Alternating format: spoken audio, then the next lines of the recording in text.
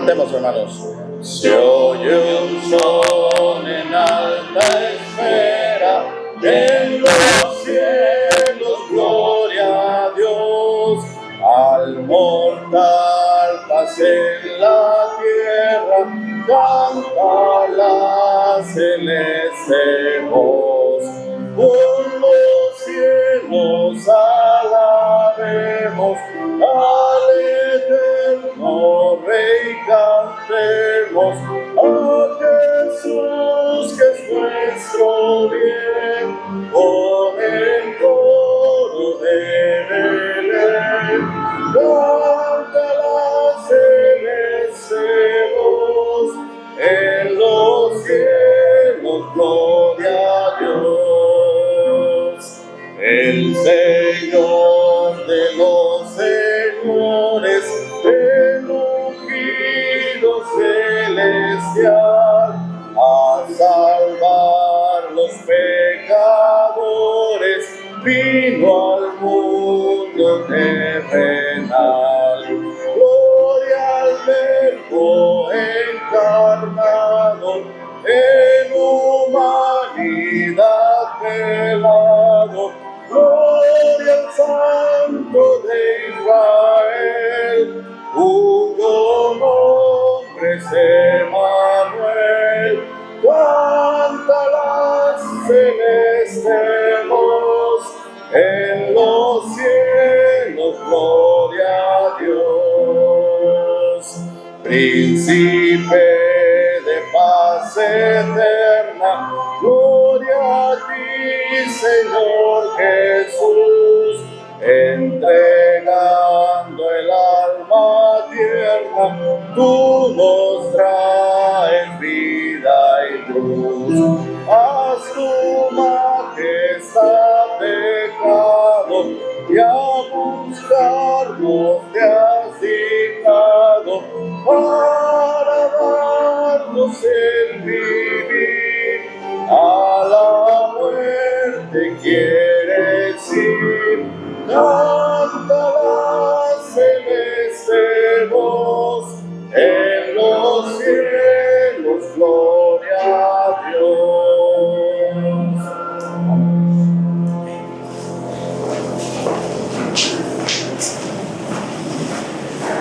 Abramos nuestras Biblias, por favor, en el libro de Juan. Juan, el capítulo 1. El nacimiento de nuestro Señor Jesucristo se narra específicamente en el libro de Mateo y se narra también en el libro de Lucas. El libro de Marcos, que presenta al Señor Jesucristo como siervo, no narra el nacimiento de nuestro Señor Jesucristo. Pero en el libro de Juan, que presenta al Señor como Dios, sí lo narra. Aunque muchos dicen que no, pero mucho tiene que ver la manera en que lo presenta. Mateo, que presenta al Señor Jesucristo como Rey, pone en él la genealogía del Rey.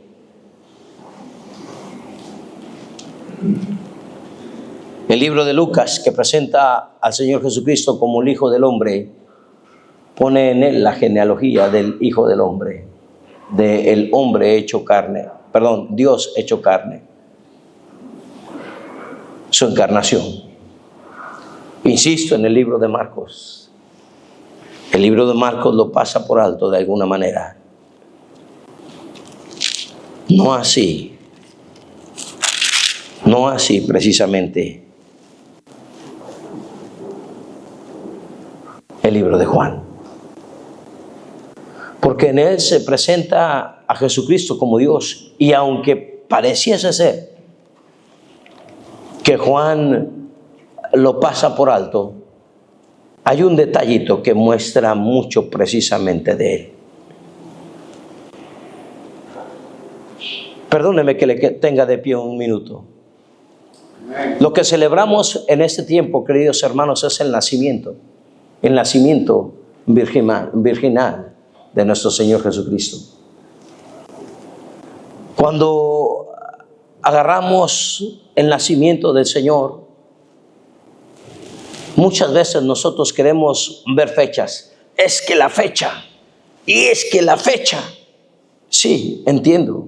Cuando nosotros nacimos, está registrado. Nació Policarpo Méndez Castillo en tal lugar, en tal fecha. Ya hay registros civiles en los mismos hospitales, de tal manera que ahí mismo naciendo y otra de una vez apuntando. El asunto, queridos hermanos, es que antaño a los padres hasta se les olvidaba. ¿Cuándo nació? Ya 3 meses después. Pues no sé. Híjole, ya no te... Pues ¿qué día será bueno? Pues ponle que el fulano de tal. Dios en su sabiduría esconde ciertas cosas porque sabe cómo somos los hombres. Hacemos una idolatría de todo. De todo.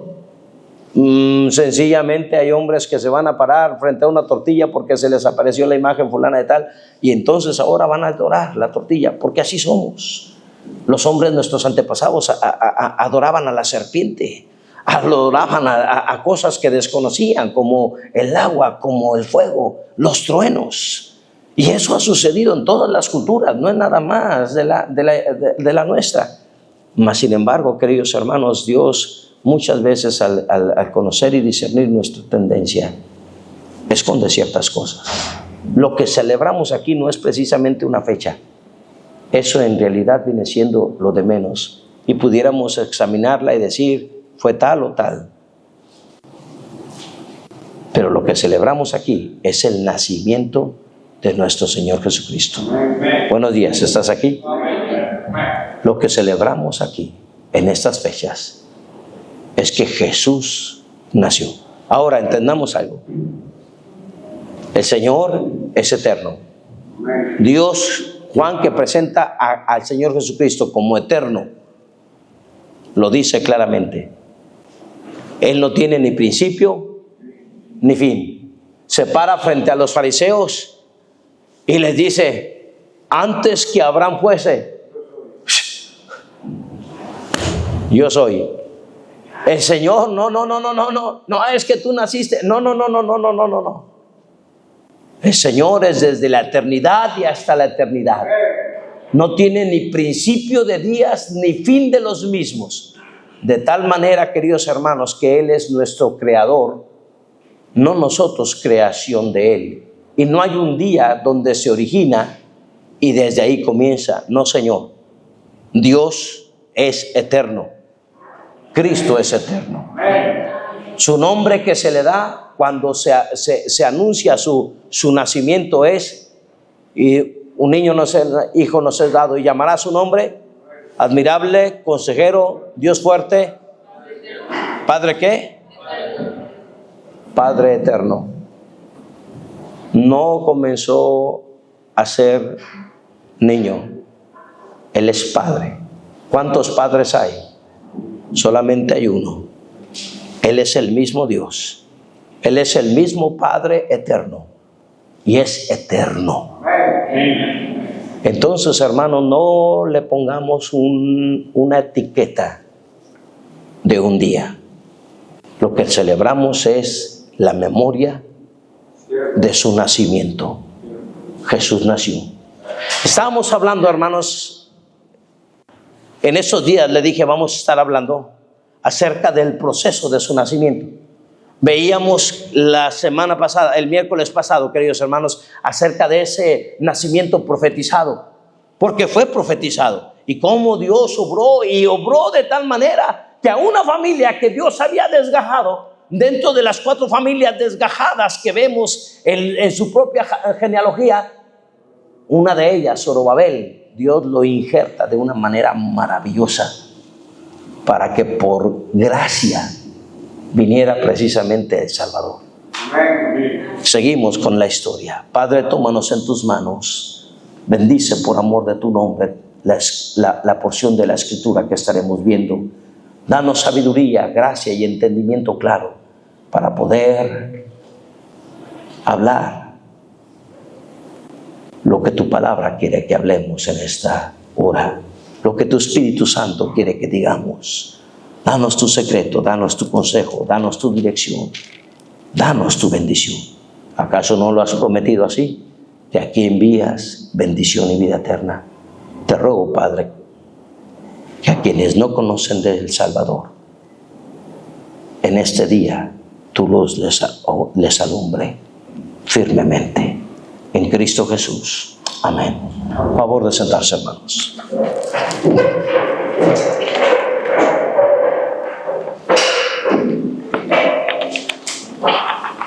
Juan, el capítulo 1, dice la Escritura: en el principio era el Verbo, y el Verbo era con Dios, y el Verbo era Dios. Dios es eterno, desde el principio hasta el día de hoy. Todas las cosas por Él fueron hechas. Sin Él nada de lo que ha sido hecho fue hecho. Él es el Creador, también lo entendemos. En Él estaba la vida, y la vida era, ¿qué, hermanos? Y la vida era, ¿qué, hermanos? La luz de los hombres. Ahora entendemos claramente que no está hablando de la luz eléctrica. Tampoco está hablando de la luz solar. Está hablando de esa luz que ilumina la oscuridad del corazón del hombre. Y dijo Dios, sea la luz, y fue la luz. Y el mundo que vivía en tinieblas, antes de que fuese creado el sol y antes de que fuese descubierta la electricidad, Dios ya había mandado que fuese precisamente esa luz. La luz que alumbra precisamente el corazón del hombre. Y dice la palabra del Señor que la luz en las tinieblas resplandece. Y las tinieblas no prevalecieron contra ella. Hubo un hombre enviado de Dios, el cual se llamaba Juan. Este vino por testimonio, para que diese testimonio de la luz. Está hablando de una persona, Cristo, a fin de que todos creyesen por Él. No era Él la luz, no era Juan la luz, sino para que diese testimonio de aquella luz que vendría. Está hablando del Señor Jesucristo. Versículo 9. Aquella luz que dice, aquella luz verdadera que alumbra a todo hombre. Y aquí está el nacimiento de Dios. Venía a este mundo. Aquella luz verdadera que alumbra a todo hombre venía a este mundo. Padre, te damos gracias, buen Dios, por tus misericordias. Te ruego, mi Dios, me escondas detrás de la preciosa cruz de mi Salvador, y por amor de tu nombre seas glorificado. Tu evangelio sea creído. Tu Santo Espíritu tenga libertad de glorificar a Cristo. Una vez más te ruego, me escondas detrás de tu cruz y haz tú lo que nosotros no podemos hacer, en Cristo Jesús. Amén.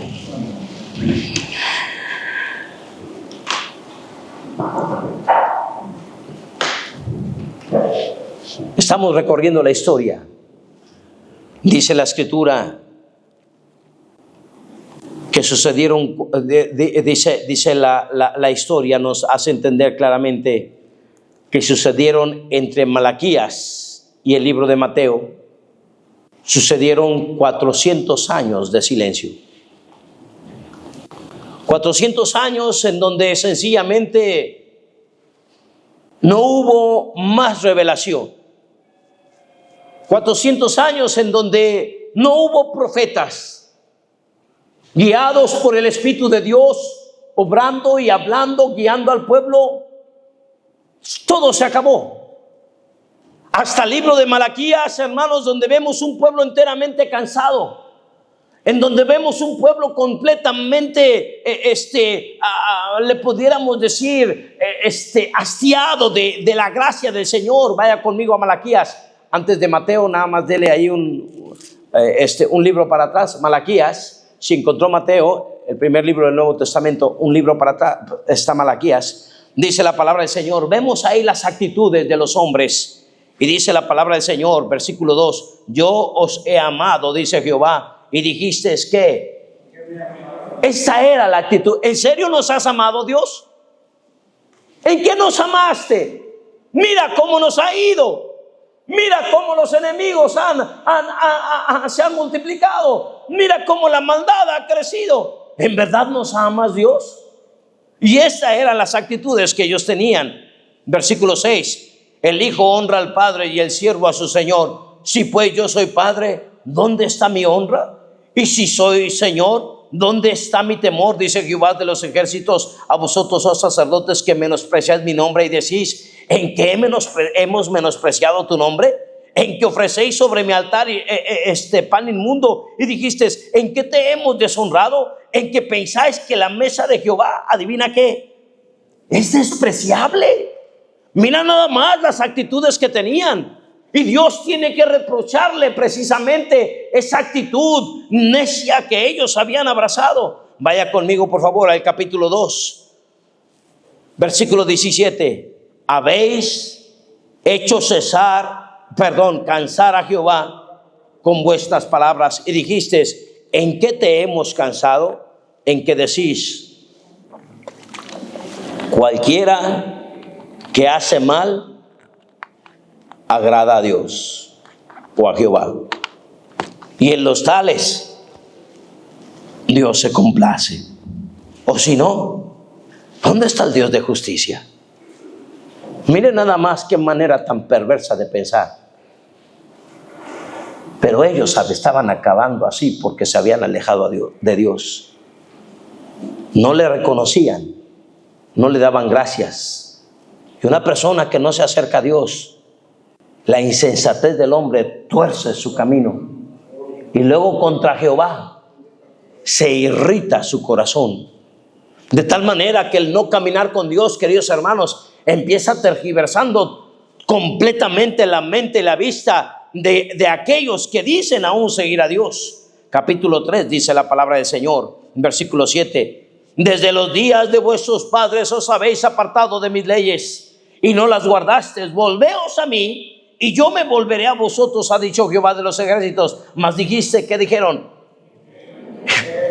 ¿En qué? Si nosotros estamos bien, Señor, ¿por qué nos llamas al arrepentimiento? ¿O por qué dices, hay personas que piensan que no tienen de qué arrepentirse? No, nosotros estamos bien. No es cierto, hermanos. Estamos mal. Necesitamos volvernos al Señor. Siempre en nuestras vidas tendremos una preciosa oportunidad de volvernos a Dios. Tenemos tanto, hermanos. Nada más tenemos que vernos en un espejo para entender la gran necesidad que tenemos de Dios. Otra más, versículo 8. ¿Robará el hombre a Dios? Pues vosotros me habéis robado. Dijiste, ¿en qué te hemos robado? Pues nada más en vuestros diezmos y ofrendas. Sí, lo más básico, la fe más básica de aprender a dar a Dios lo que es de Dios. La fe con la cual tenemos la oportunidad de honrarle a Él. Tan insensato es el hombre. Mire, déjeme decirle a él que el hombre robe por comida, se justifica. Que el hombre robe a un enemigo, como quiera. Pero que el hombre le robe al que le da de comer. Que el hombre le robe al que le dio todo en esa semana. Que el hombre le robe de quien vino todo lo que vino para él en esa semana. Es la insensatez más grande que alguien se puede echar a la bolsa. Y estos tipos se la echaron. Robaron a Dios en lo que Dios les demandaba claramente: sus diezmos y sus ofrendas. Versículo 13. Vuestras palabras contra mí han sido violentas, dice Jehová. Y dijiste, ¿en serio, Señor? ¿Qué hemos dicho contra ti? Habéis dicho, por demás es que... Imagínese hasta dónde llegaba la insensatez del hombre.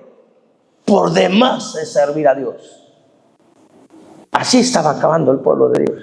Después de haber sido sacado precisamente, hermanos, de 70 años de cautividad. después de conocer la gracia de Dios sobre sus vidas, después de que Dios se había manifestado en sus vidas de manera tan singular, los hombres van a acabar con una pobredumbre espiritual, que están completamente perdidos, diciendo: esta insensatez por demás es servir a Dios. La casa de Dios se abandonó. No que Dios los haya dejado. Entiéndalo muy bien. Dios estaba aquí peleando por ellos. No que Dios los haya dejado. El hombre dejó a Dios. ¿No quieres? No quieras, jefe. Y Dios se retiró. 400 años. 400 años sin palabra de Dios. 400 años sin manifestarse en el templo. 400 años sin que absolutamente nada pasara. 400 años de silencio. En estos años se escribieron los libros apócrifos. La palabra apócrifo significa falso. Libros que no están dentro del canon de la Biblia. Libros que solamente encontramos en ciertos escritos, como escritos históricos. El libro de Macabeos, el libro de Sabidurías, el libro de Tobías. Todos estos libros que tienen por ahí la Biblia católica, hermanos, son libros que de alguna manera no fueron injertados en el canon. Es por eso que aún la misma Biblia católica los tiene como libros apócrifos, libros de historia, que si usted algún día quiere conocer la historia de Israel, esos libros son los mayores que le recomendaría leer. Si usted algún día quiere discernir de un buen comentario de lo que pasó, escrito por los hombres que vivieron en ese tiempo, entonces lea esos libros. Le dará mucha luz. Y esos libros hablan muchas cosas que nos ayudaría mucho discernir y entender. El libro de Tobías, salud, habla sobre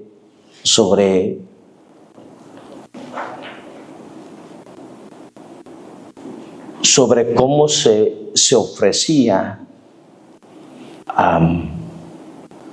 un sacrificio leyendo el hígado a los dioses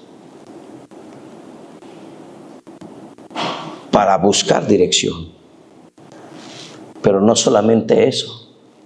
Ese libro de Tobías también habla de cómo detrás de todo esto la idolatría llegaba a influenciar todo esto. Si tan solamente la gente los leyera, se daría grandemente cuenta de cosas que muchas veces han estado velados a su vista. Dios usa la historia. La historia la deja Dios precisamente para que nosotros de alguna manera conozcamos el proceder de cómo Dios ha estado obrando. Y entre esos libros, en el año 333, Alejandro Magno, esto lo dice la historia universal, siendo general del ejército de Grecia, empezó a recorrer todas aquellas partes, agarró Jerusalén, toda Judea, Asiria, todo lo que era el reino de Babilonia, los caldeos, hasta Egipto. De tal manera que Alejandro Magno agarró y puso bajo dos reinos. Uno fueron los Ptolomeos, donde incluía Egipto e incluía a Israel. En aquel tiempo todavía estaban divididos, Jerusalén con sus 2 tribus y las 10 tribus del norte, pero incluía a ellos. Y fueron nobles con ellos. Fueron personas que les permitieron vivir sanamente, les permitieron honrar a su Dios, les permitieron vivir de alguna manera noblemente, sin problemas. En el otro extremo, queridos hermanos, venían hombres ambiciosos y queriendo tener las riquezas que tenía Egipto y queriendo tener las riquezas que tenía el pueblo de Dios, entonces empezaron a invadir precisamente en el 169 antes de Cristo. Empezaron a invadir precisamente estas regiones. Agarraron a Egipto y se lo echaron a la bolsa. La mayor parte de ellos. Y empezaron a tomar también al pueblo de Israel. Ahí entra entonces ese libro de Macabeos. Los Macabeos eran 4 hermanos. Hay 2 que sobresalen en la historia. Uno era Matatías y el otro era Judas. Estos hombres empiezan a tener un celo porque llegan los enemigos, los griegos, con un hombre que se llamaba Antíoco Epifanes, un hombre perverso, era el cuarto, ya venía desde generaciones. Un hombre perverso, sumamente perverso, un hombre, los zetas le quedaban cortos, eran agresivos como ellos solos, eran malos, eran sumamente malos. Llegaron y fueron los que saquearon precisamente a Egipto, fueron los que agarraron las riquezas de Egipto y de Israel para llevarlos ahora ahí a Grecia, y estaban, más bien, era todo para ellos mismos. Ya Roma estaba sobre Grecia, entonces ahora le tenían que dar cuentas a Roma ya para este tiempo. Y entonces, queridos hermanos, todo esto se cierne con una agresividad. Hombres sometidos bajo regímenes de sangre, muerte aquí y allá, pero todo estaba ahí mediando hasta que llegaron al templo.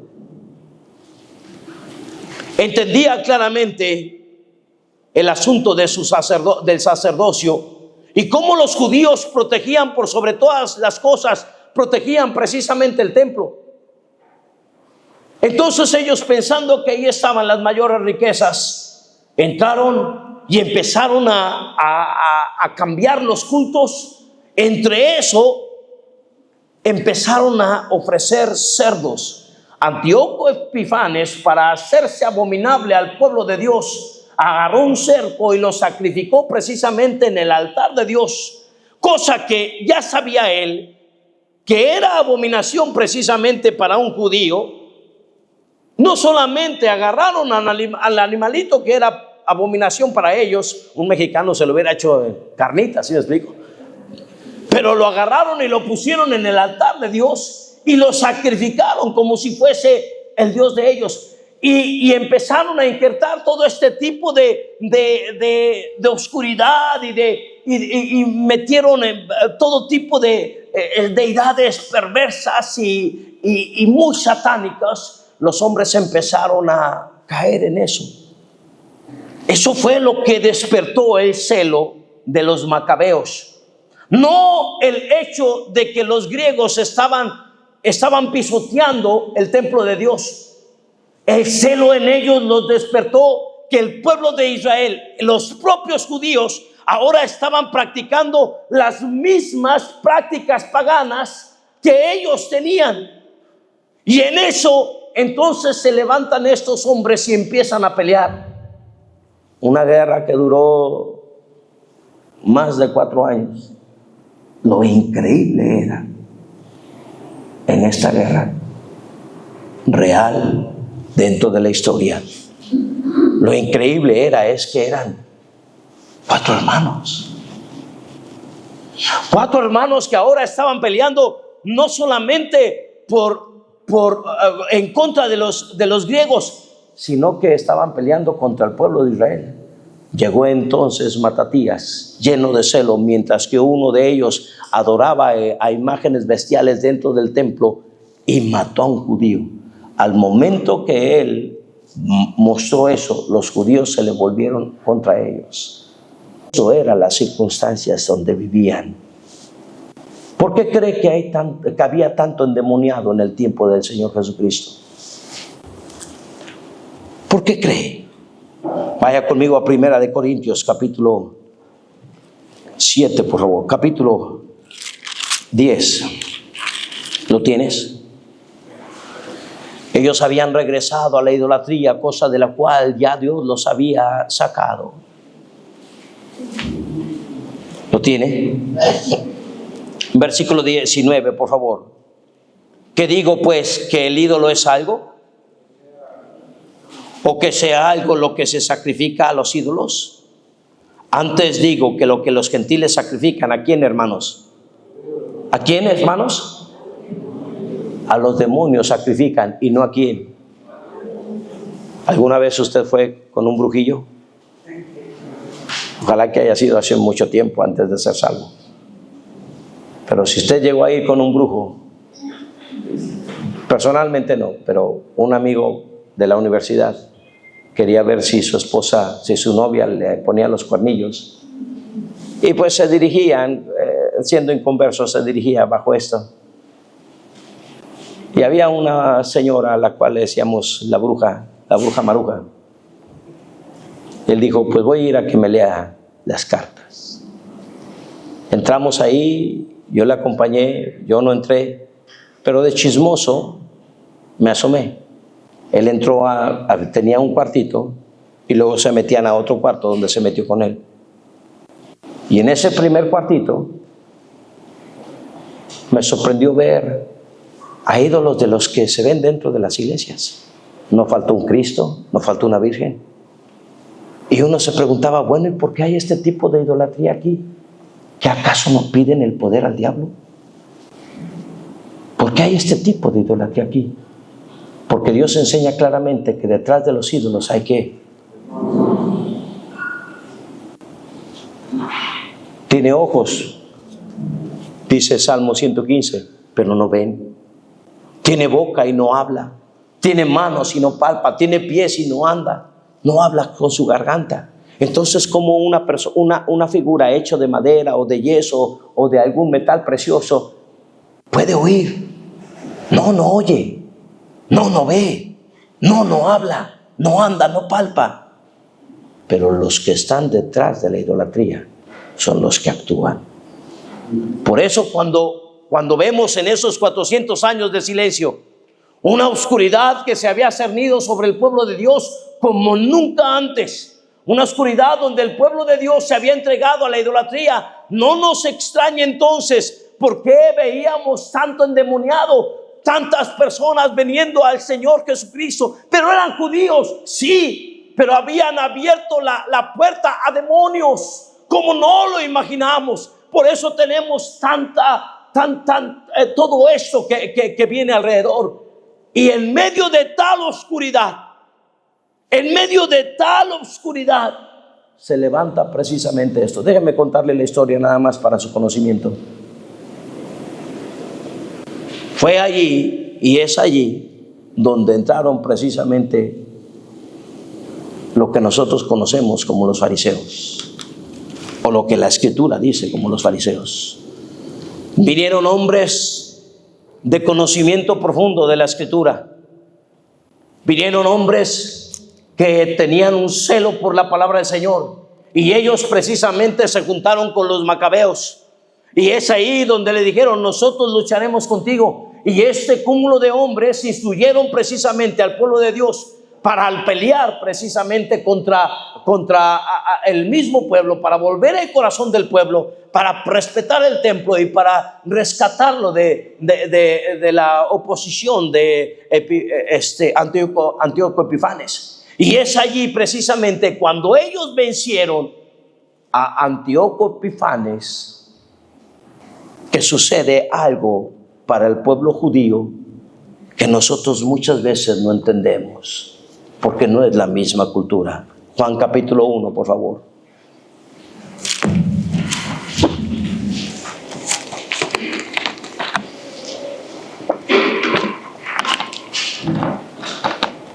Aquella luz, versículo 9. Aquella luz verdadera que alumbra a todo hombre venía a este mundo. Juan capítulo 1. Los judíos celebran ahí en Macabeos capítulo 4 versículo 12, en el mes de Casleu, que es diciembre, el 25 de diciembre ellos vencieron el 25 de diciembre empezó para ellos una fiesta que se celebra. Y ellos no solamente tienen ¿cómo se llama?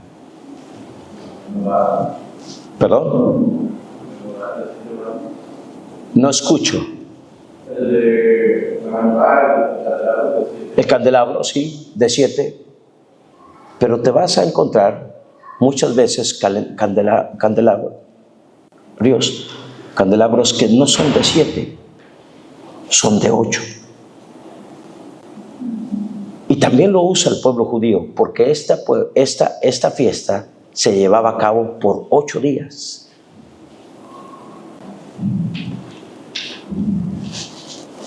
La fiesta de Hanukkah la celebran ellos.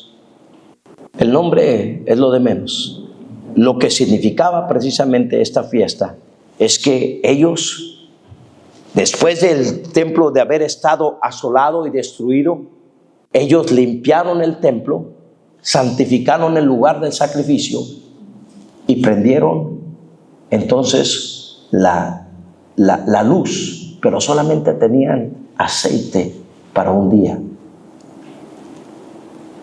Ni mientras iban y escogían las aceitunas precisamente para traer, para hacer el aceite que Dios les había demandado, el aceite santo para el candelabro, se tardaron 8 días. Y lo milagroso de eso es que por 8 días esa lámpara estuvo con el aceite, que tenían solamente aceite para un día. Entonces, a partir de ahí, esa fiesta de Hanukkah, ellos la celebran 8 días. Era una fiesta que cada año se celebraba en Israel, en los cuales ellos tenían que tener esa luz prendida por 8 días. El Señor Jesucristo llegó precisamente a esa fiesta y les dijo: yo soy la luz del mundo. No. Qué bueno por la Hanukkah y por sus fiestas que tienen regionales. Pero vamos a entender algo. Lo que se celebraba ese 25 de diciembre, que de alguna manera ellos lo tienen como una cierta celebración, que en otros lados se celebre tal o cual, y no tiene nada que ver con la fecha. Le dije, nosotros celebramos más que, no tenemos ninguna victoria de Macabeos con nosotros. No es lo que celebramos, tampoco celebramos lo que celebre cualquier nación pagana. Nosotros celebramos, hermanos, que la luz vino al mundo. Yo soy la luz verdadera en medio de tanta oscuridad, en el día precisamente planeado, en el día que Dios escogió, según Gálatas 4:4, según el cumplimiento del tiempo, cuando el mundo vivía la más terrible espiritualidad, exactamente, precisamente el pueblo de Israel, vino la luz de Dios.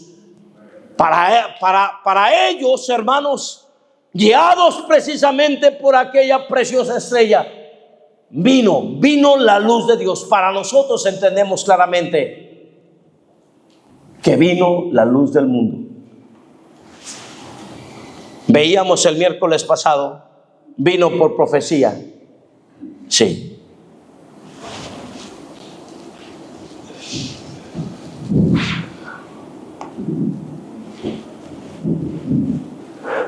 No solamente vino por profecía,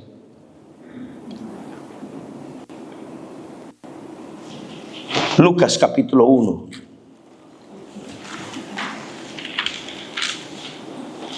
Capítulo 2, perdón.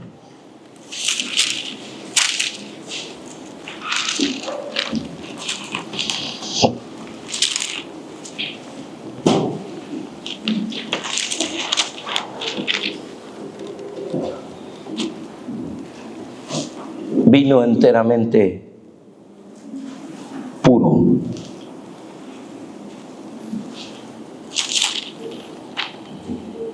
Se le había dicho precisamente a María, cuando el ángel llega a ella, capítulo 1, perdónenme, versículo 35, Respondiendo el ángel le dijo: el Espíritu Santo que dice vendrá sobre ti, y el poder del Altísimo te cubrirá con su sombra, por lo cual también el santo ser que nacerá será llamado ¿qué? Será llamado Hijo de Dios. Vaya por favor conmigo al libro de Mateo. Mateo, por favor.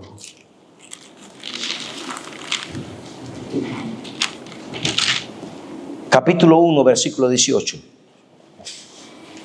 El nacimiento de Jesucristo fue así. Estando ¿qué, hermanos? La palabra desposada significa comprometida. Esto quiere decir que dentro de, mire, como somos usos y costumbres diferentes, tengo que explicarlo.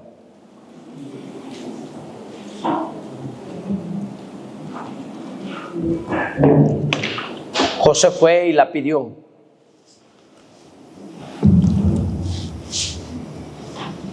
Y entonces los padres de María le dijeron: está bien, te permitimos que te cases con ella. A partir de ahí, queridos hermanos, María ya estaba desposada con José.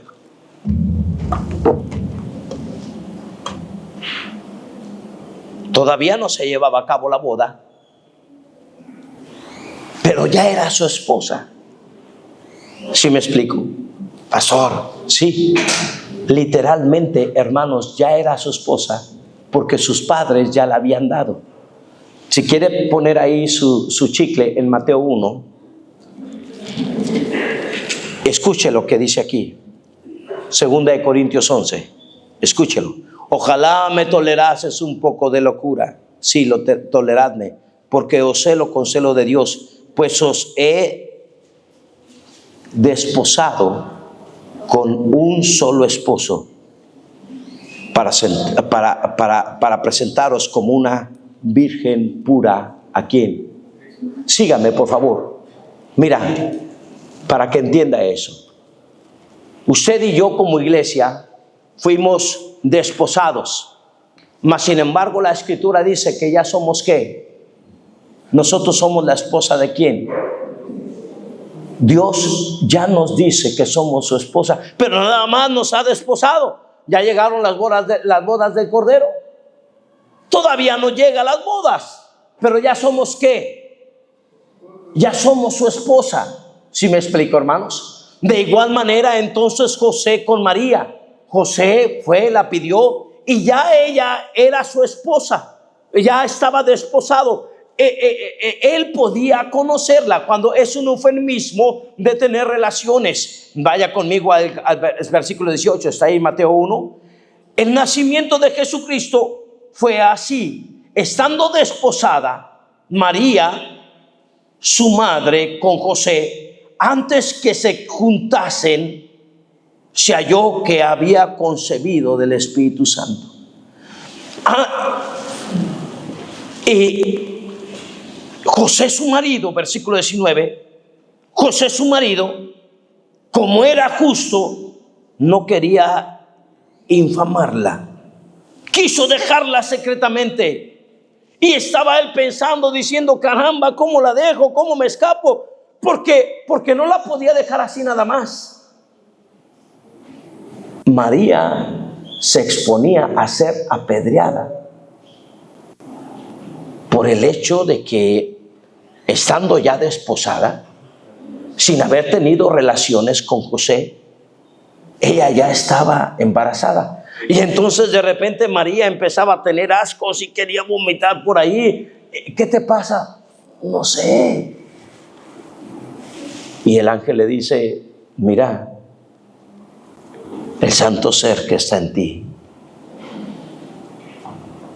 quiero que sepas que viene de Dios. El Altísimo te cubrirá con su sombra.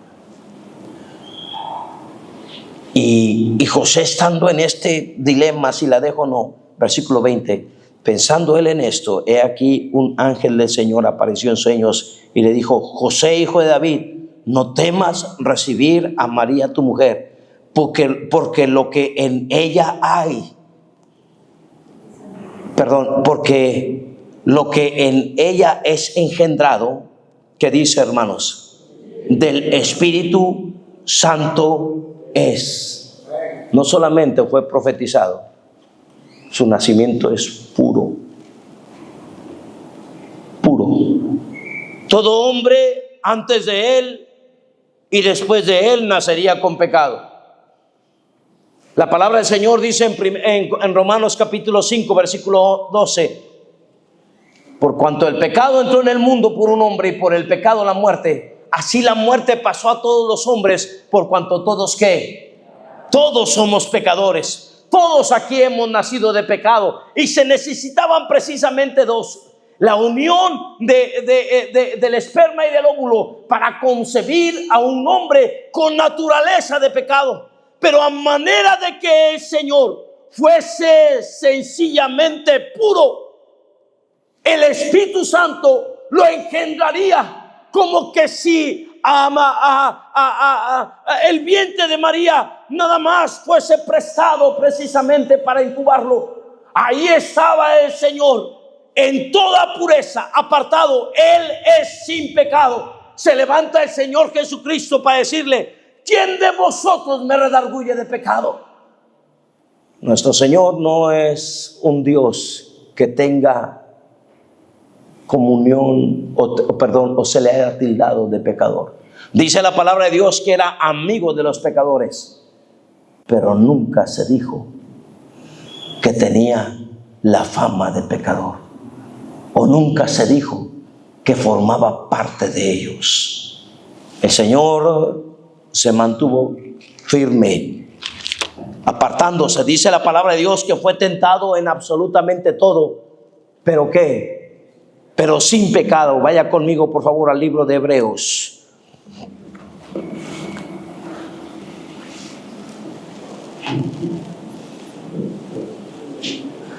Capítulo 7, dice la Escritura, hablando de él: mas hablando de Cristo y su sacerdocio por nosotros. ¿Lo tienes ya? Hebreos 7, escúchelo. Mas por cuanto permanece para siempre, tiene un sacerdocio inmutable, por lo cual puede salvar perpetuamente a los que por él se acercan a Dios, viviendo siempre para interceder por ellos. Porque tal sumo sacerdote nos convenía, santo, ¿qué más? Inocente. Versículo 26, estoy leyendo, ¿qué más? Sin mancha, ¿qué más? Apartado de los pecadores y hecho más sublime que los cielos. Él no tenía necesidad cada día como los otros pecadores de ofrecer primeramente sacrificio por sus propios pecados, porque él es sin pecado, hermanos. Él nació puro, sin pecado. Oh, querida iglesia, qué bendición que podemos confiar en Dios, el cual esa sangre virginal en él también se hallaba libre de pecado, enteramente libre, no fue tocado por hombre. De tal manera, queridos hermanos, que no venía con el mismo chip que todos nosotros. Esa sangre se reservaba como la de un cordero puro, limpio y sin mancha, porque estaba reservada precisamente. Él sabía que venía esta luz, venía o vino a este mundo. Y sí, como dice Juan, aquella luz verdadera que alumbra a todo hombre venía a este mundo. Y ahí estaba naciendo el Señor. Ahí estaba el Señor ahora en su encarnación, que posteriormente veremos. Pero no una concepción de pecado. No. Él es puro. Porque la mira de el nacimiento del Señor es claro. Vaya conmigo, por favor, a Mateo capítulo 1.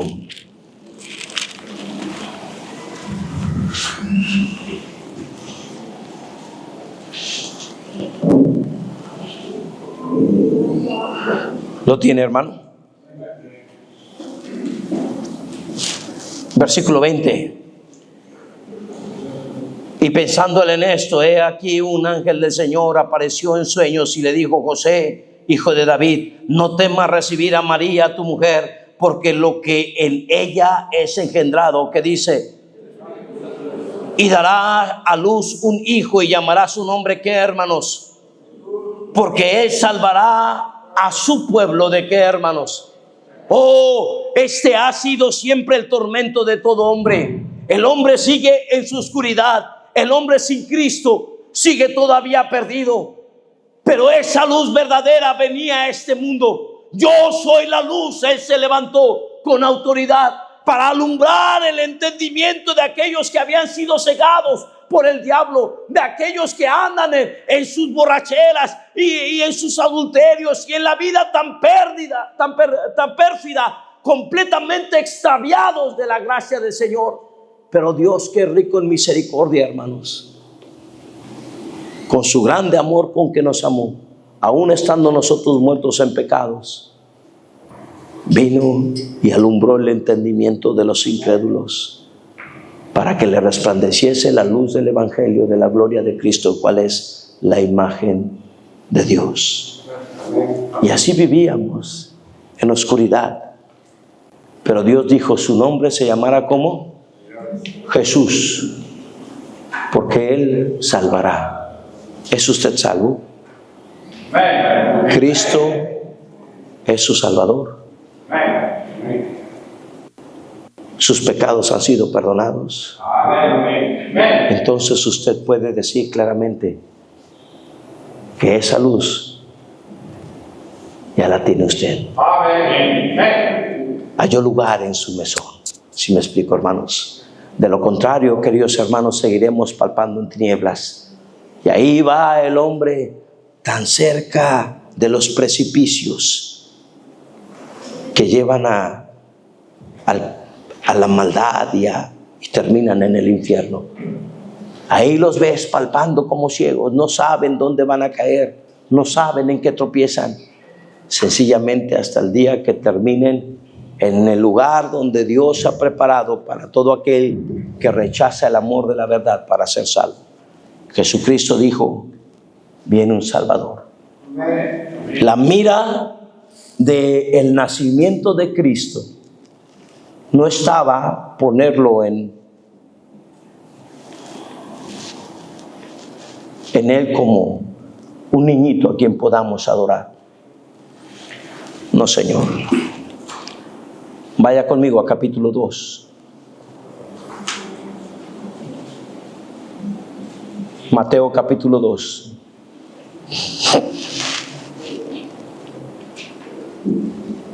¿Lo tienes? Nace.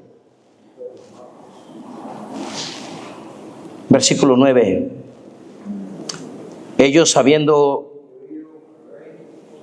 se fueron, y he aquí la estrella que habían visto en el oriente iba delante de ellos, hasta que llegando se detuvo sobre donde estaba el niño. Y al ver la estrella se regocijaron con muy grande gozo.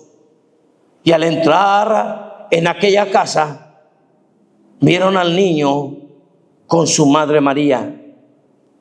Y postrándose, ¿a quién adoraron? ¿A la mamá o al hijo? Y mire lo que le regalaron. Empiezan a sacar ahí, empiezan a sacar dentro de todo, y le dan, el primero saca oro y se lo da a él. Porque cuando un rey nacía, el regalo que se exigía del rey era solamente oro.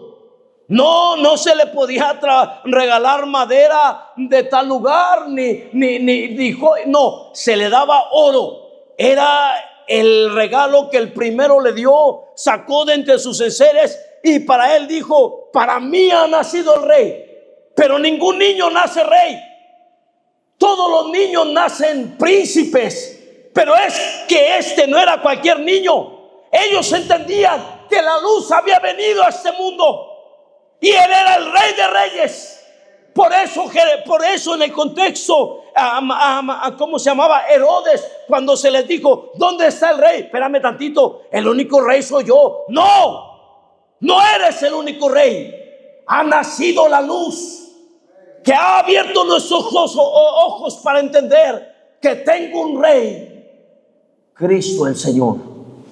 Es Cristo su rey. Le servimos y le honramos. No olvides el contexto de oscuridad. Por demás es servir. Ay, Señor, ¿en qué nos has cuidado? ¿En qué nos has... Él les dice en el libro de Malaquías, yo soy gran rey.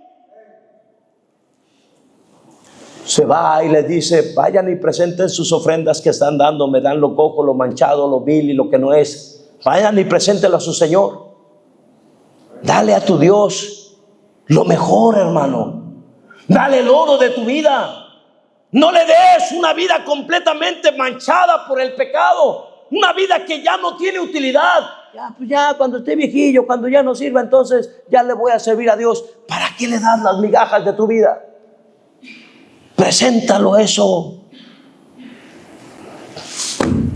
a tu príncipe, a ver si se agrada de él. Muchas veces le damos a Dios lo peor de nuestra vida. Para una fiesta vamos bien vestidos, para venir a la casa del Señor. A cualquier lugar nos presentamos con constancia, pero para buscar a Dios.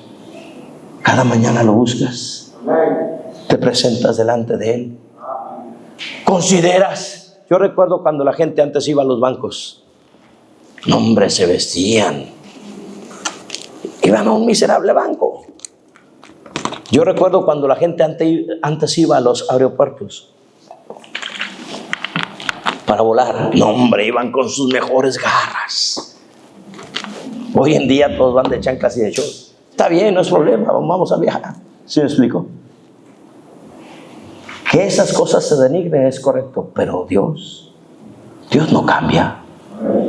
Él es el mismo ayer y hoy y por los siglos. Y si le pudieras dar tu mejor, el bien es para ti.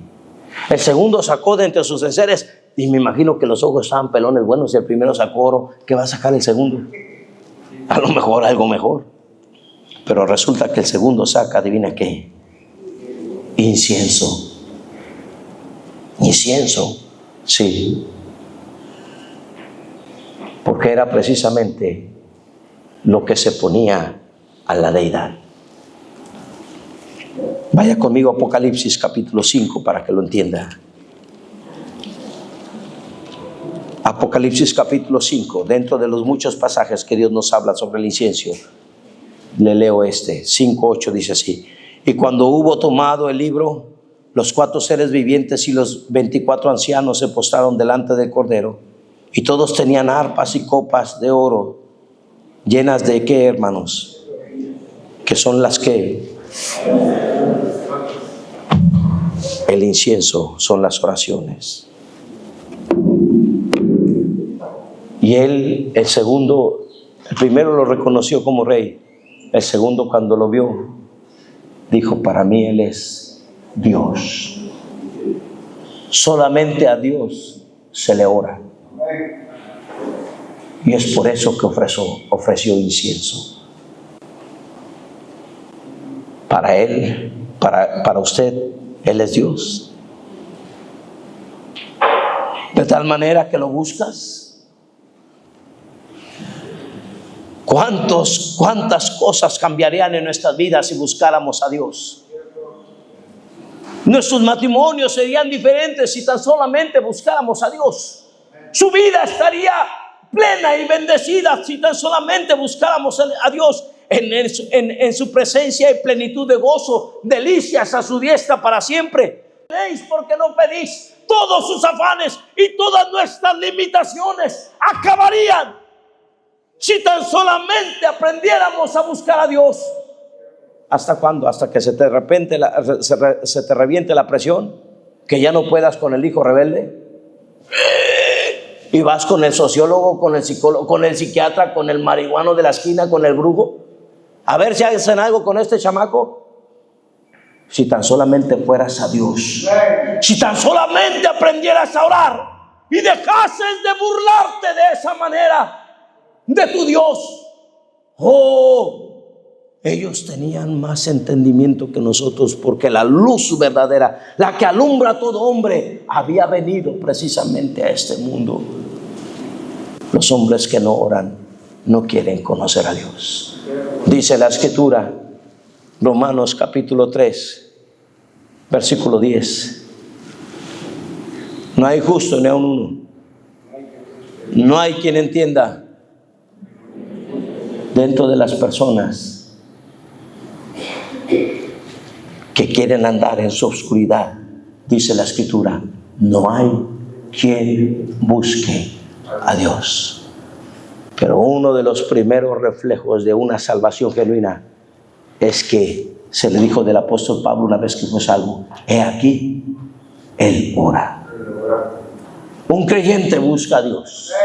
El tercero empezó a buscar nombres, y este sacó oro y aquel incienso, y el tercero saca dentro de las cosas y presenta mirra. Mirra, sí. Para uno fue su rey, rey de reyes. Para el otro, para mí es Dios.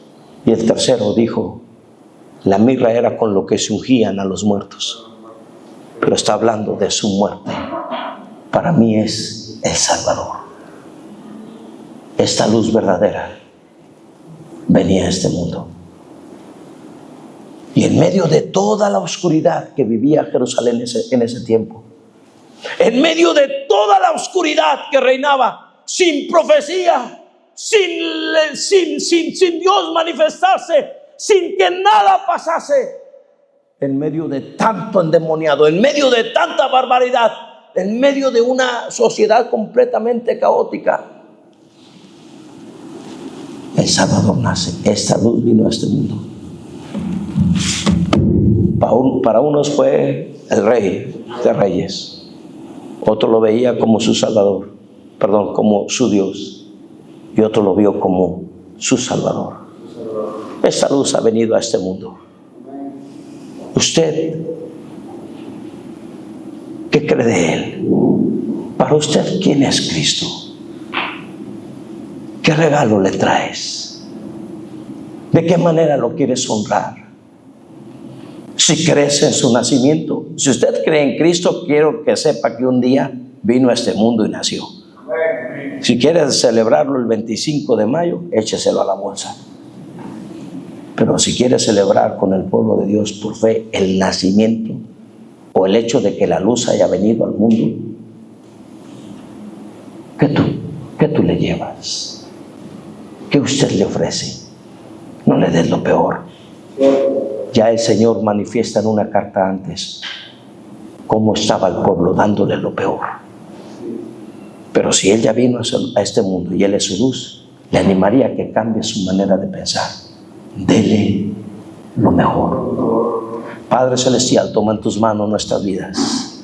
Te ruego, mi Dios, en el nombre del Señor Jesucristo, que nos des sabiduría más allá de nuestro entendimiento y nos des una manera clara de entender tu palabra y acercarnos a ti. Toma en tus manos nuestras vidas y corazones. Te ruego, Padre, por favor, obra. Hay quien tal vez en esta mañana necesite salvación. Te ruego que tú obres y salves las almas y des gracia. Bendigas a tu pueblo. El altar está abierto, queridos hermanos. ¿Por qué no toma la mano de su esposa, de sus hijos y viene al altar? ¿Qué vas a presentar delante de Él? ¿Qué traes? Que Él es para ti. Hónrale como Dios, hónrale como Rey, hónrale como tu Salvador, pero en verdad hónrale. Quiero hacer una pregunta. Dios no lo quiera y yo no lo deseo, pero si usted llegase a morir el día de hoy, ¿es usted salvo?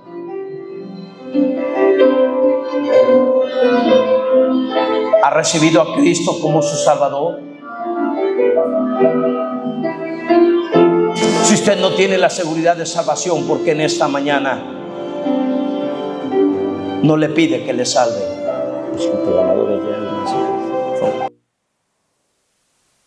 Hermano,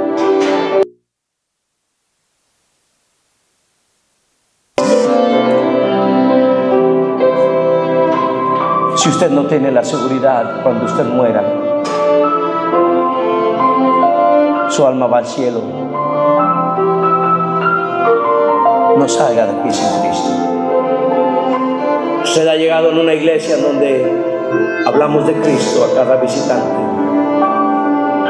No se preocupe si alguien llega con usted y le pide el permiso para hablar con usted del Salvador.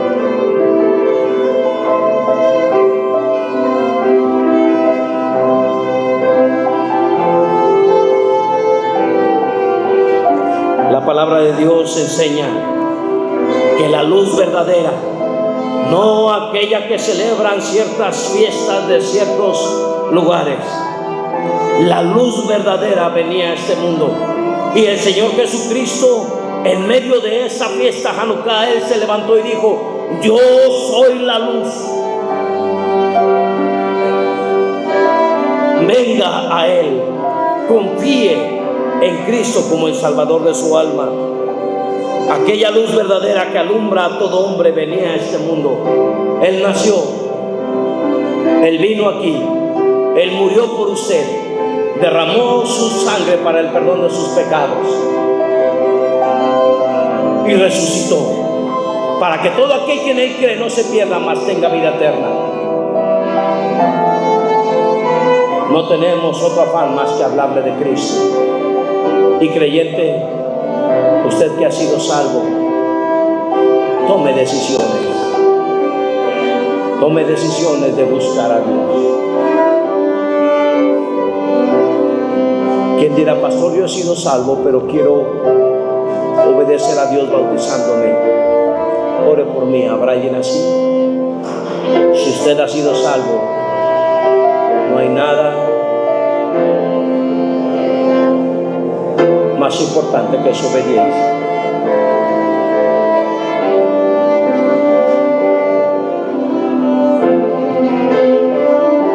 Padre Celestial, ¿cómo te ruego, mi Dios, en el nombre de Jesucristo, tu Santo Espíritu tenga libertad de obrar? Suplicamos, Señor, por aquellos que no te conocen. Oh, Padre, si hay alguien aquí que no ha llegado tu luz a iluminar su corazón para que crea en ti, ¿cómo te ruego, Señor? Obra sus corazones y salva sus almas. Te suplico, mi Dios, tu Santo Espíritu tenga libertad de obrar.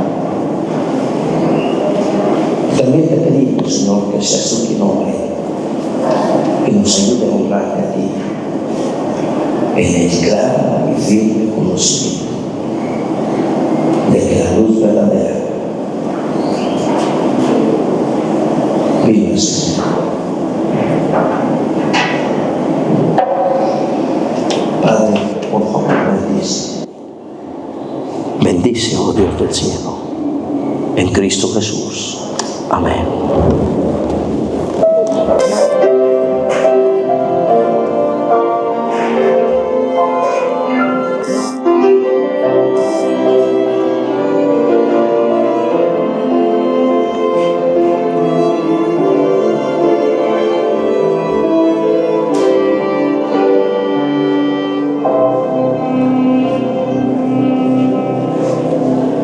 Esta tarde, hermanos, tenemos culto a las 6 de la tarde. Le animamos de manera singular, aparte su tiempo para estar escuchando la palabra del Señor.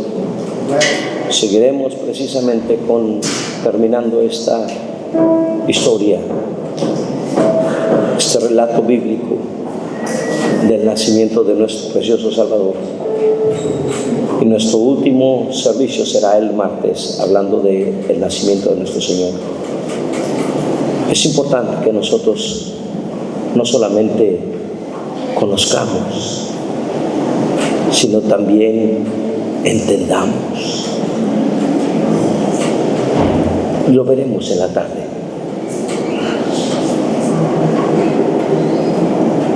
Pero es importante que lo que usted celebrará estos días lo haga con un pleno conocimiento, con convicción y causa, de tal manera que usted pueda gozarse con su familia en que la luz verdadera vino a este mundo. ¿Okay? Vamos a levantar nuestros diezmos y ofrendas si usted necesita un